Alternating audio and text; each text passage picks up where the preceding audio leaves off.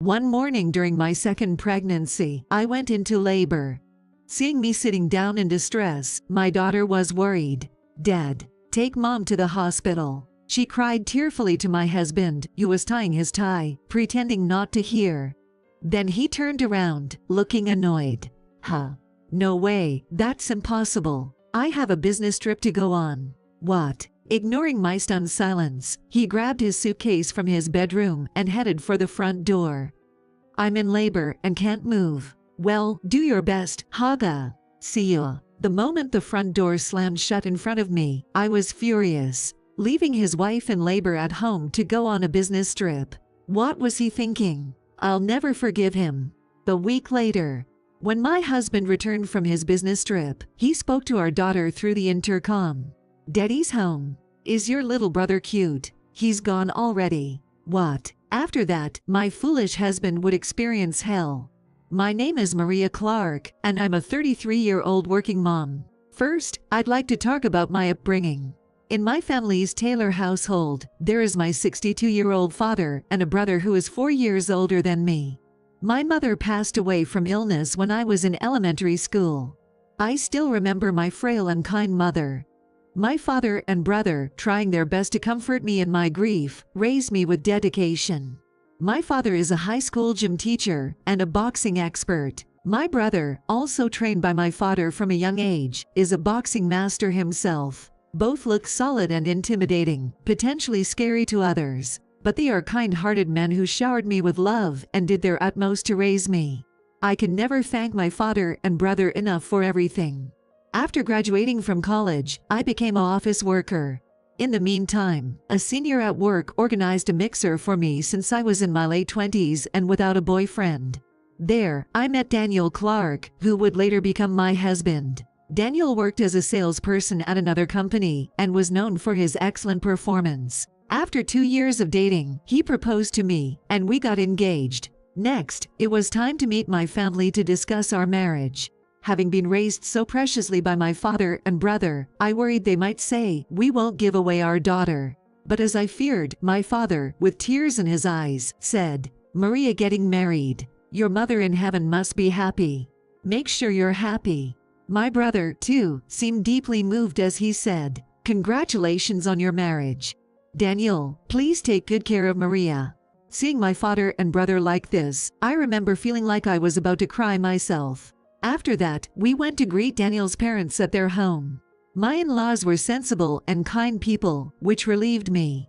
Both our families blessed us, and we registered our marriage. After that, we rented an apartment midway between our parents' homes and began living together. Daniel was good at helping out with the household chores, so I was enjoying a happy newlywed life. 6 months into our marriage, I found out I was pregnant. Daniel was overjoyed at the news. As soon as I entered the stable phase of my pregnancy, we told Daniel's parents, my father, and my brother.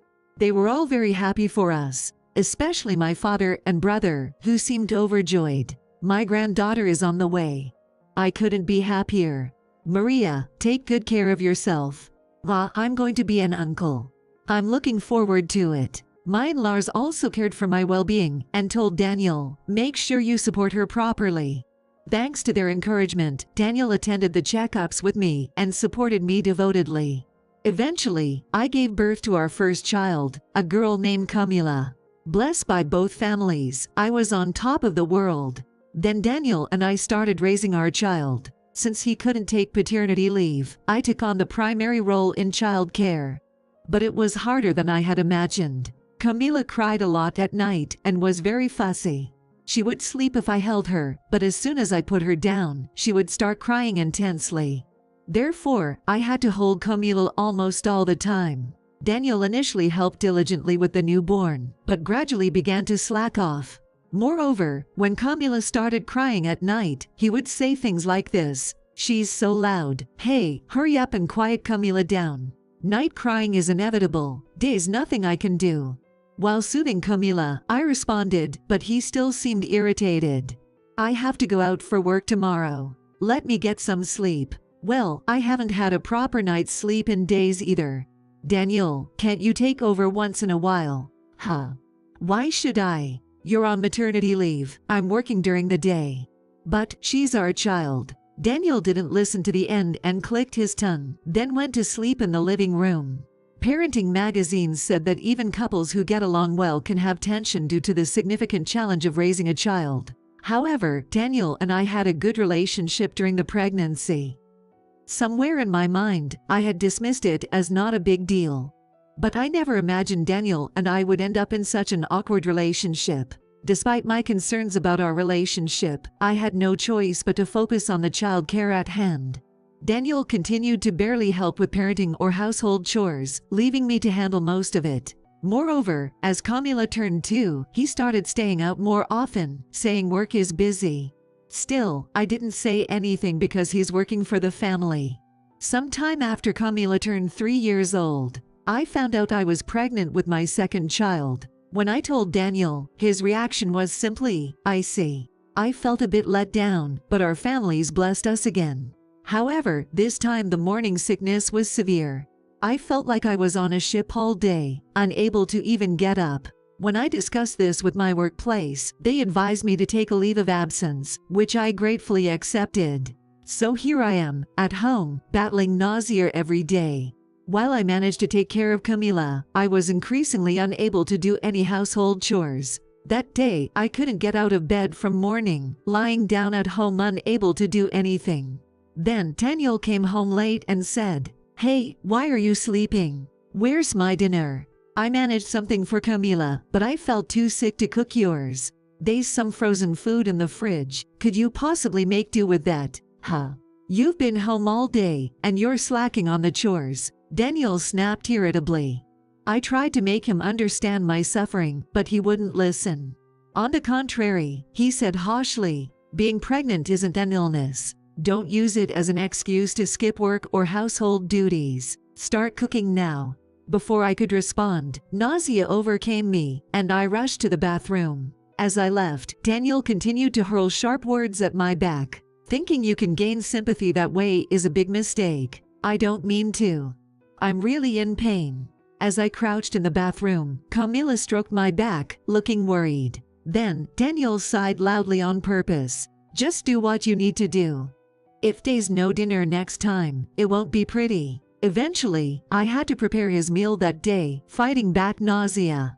He was so kind during Camila's pregnancy. Why has he changed like this? Confused, I continued to live with Daniel anyway.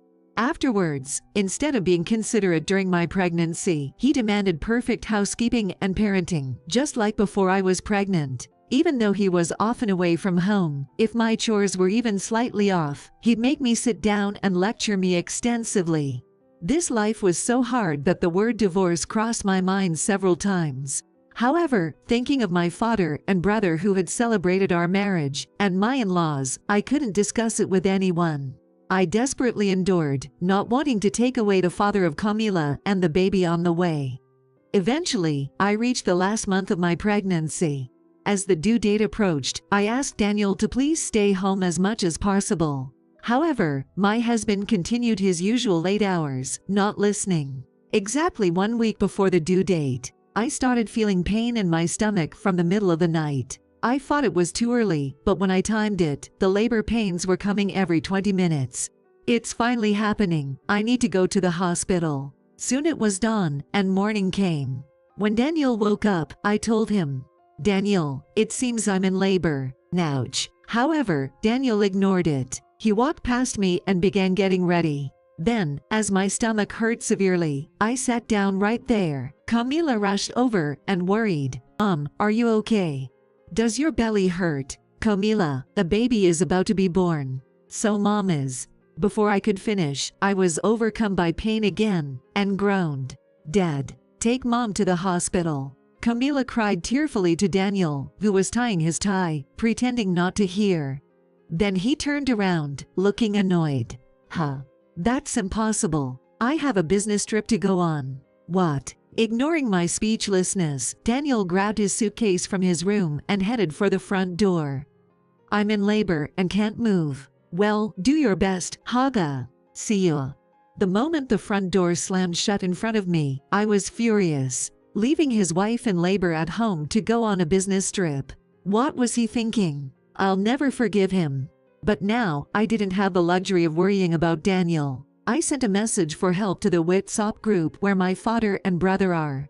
30 minutes later, my father and brother arrived at the apartment, looking frantic. They desperately called out to me as I crouched in the entrance. "Hey, are you okay?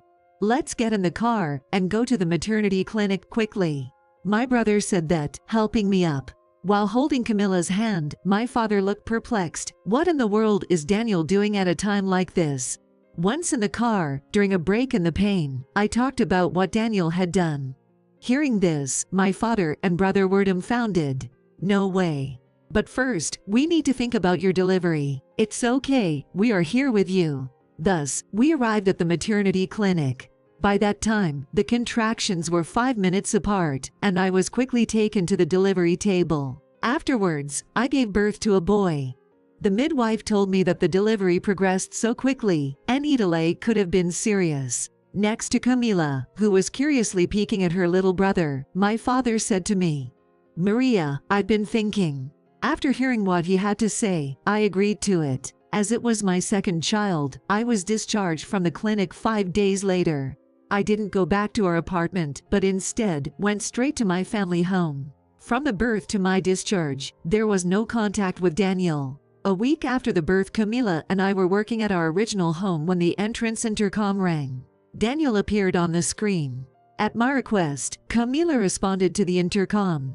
"Dad." "La, Camila. Daddy's back. Is your newborn brother cute?" To which Camila replied, "He's gone." "What? He's gone far away?" Then Daniel on the screen visibly paled. After a while, I heard running in the hallway of the apartment. Then locking the door, Daniel entered.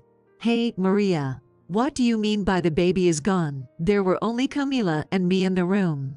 Behind us were several boxes stacked up. Ignoring him and trying to get back to work, Daniel yelled again. "Hey, where is my son? You can't mean." With a pale face and trembling lips, I calmly informed him. "If you're looking for him, he's at my family home." "Huh.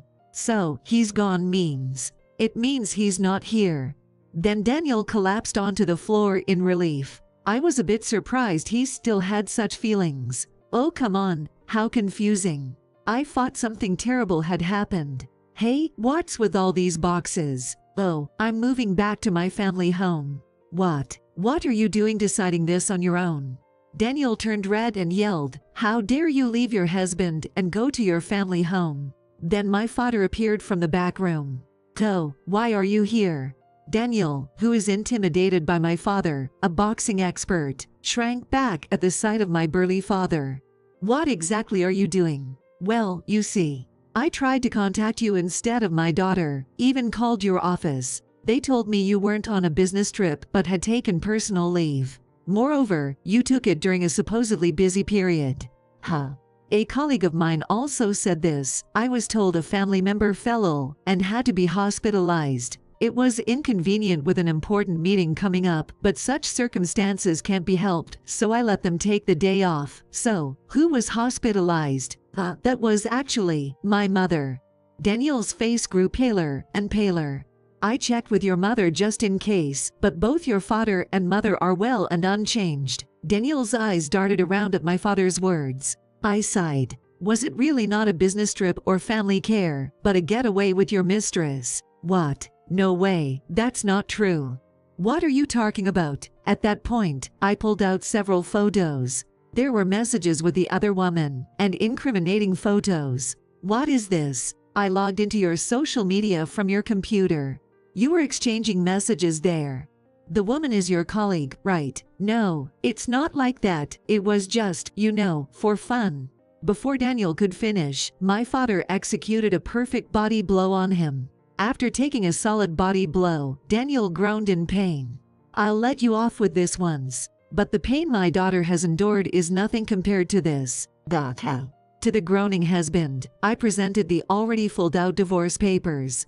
"We're getting a divorce, Daniel. I'll have custody of both children. You'll be paying a hefty sum for alimony and child support for the daughters, so prepare yourself. Now go to hell, you scumbag." Afterward, I left with my father, pulling Camila along as we moved out our belongings. Later on, Daniel and I finalized our divorce. I received a settlement of $30,000 for alimony, and we agreed on him paying $1,000 a month for child support. Of course, I also demanded compensation from his mistress. The two of them ended up breaking up after a dispute. After reporting the affair to the company, Daniel's bad reputation spread, his mistress resigned voluntarily, and Daniel was demoted. Daniel is still whispered about as a scoundrel in the office but cannot quit his job due to the need to make child support payments. He continues to work every day in a living hell. He can't advance his career, lost his family, and most of his earnings go to child support. Despite his dire situation, I feel no sympathy for Daniel. Rather, I think it's a fitting retribution. As for us, we moved back to my family home and started a new life. Camila, who had little attachment to her father, seems unfazed by the divorce. My brother, actually a muscular child care worker, so he is great with Camila, and honestly, it's been a big help. Moving forward, I want to cherish my family and look forward to the growth of my beloved children, forging a bright future.